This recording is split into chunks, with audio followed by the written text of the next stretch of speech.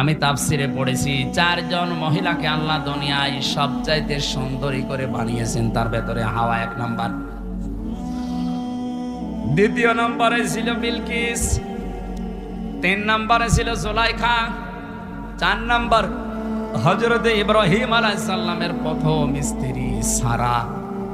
এত সুন্দর করে আল্লাহ দুনিয়াতে কাউকে বানানোনি আর বানাবেনও না।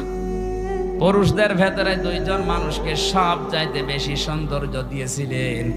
একজনের নাম মুহাম্মদ রাসূলুল্লাহ, আর একজনের নাম হযরত ইউসুফ আলাইহিস সালাম। পৃথিবীর সব চাইতে বড় বিশ্ব সুন্দরী হযরতে হাওয়া। দেখার পরেই হযরতে আদম ধরতে গেলেন, তাকালেন, আল্লাহ বলেন তাকানোও যাবে না, ধরাও যাবে না।